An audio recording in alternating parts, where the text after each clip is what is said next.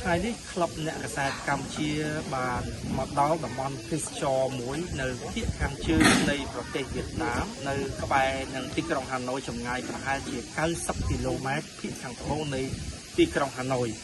ក្លឹបអ្នកកសែតកម្ពុជាបានធ្វើដំណើរមកកាន់ទីក្រុងហាណូយនេះដើម្បី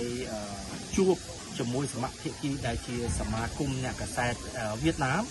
ដើម្បីជជែកពិភាក្សាផ្លាស់ប្ដូរបទពិសោធន៍គ្នាទៅវិញទៅមកជាពិសេសគឺជុំវិញទៅនឹងការប្រើប្រាស់បញ្ញាសិប្បនិម្មិត AI នៅក្នុងយុគសម័យថ្មីនេះហើយឆ្លៀតពេលនោះក៏ខាងសមាជិកវៀតណាមបាននាំគណៈប្រតិភូសារព័ត៌មានរបស់ក្លឹបអ្នកកសែតកម្ពុជានោះទៅកាន់តំបន់ផ្សេងហើយដល់ឡែក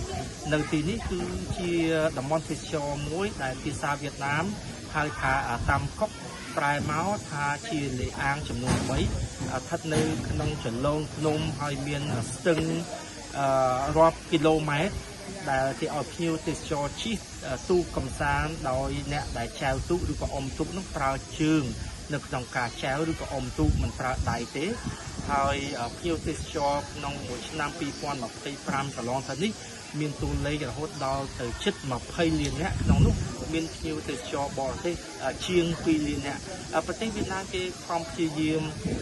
កសាងហេដ្ឋារចនាសម្ព័ន្ធជាបន្តបន្ទាប់ដោយរក្សានៅព្រៃភ្នំក្រំថ្មបឹងបួរទាំងអស់ហ្នឹងហើយកែច្នៃបន្ថែមទៀតហើយគេបានផ្សព្វផ្សាយច្រើនទាំងក្នុងប្រទេសនិងក្រៅប្រទេសដើម្បីឲ្យភ្ញៀវទេសចរមកកាន់ទីនេះក៏ដូចជាកន្លែងផ្សេងទៀតហើយអ្វីដែលជាការកត់សម្គាល់ដែរទីនេះគឺជាតំបន់ទេសចរធម្មជាតិផងហើយនិងវប្បធម៌ផង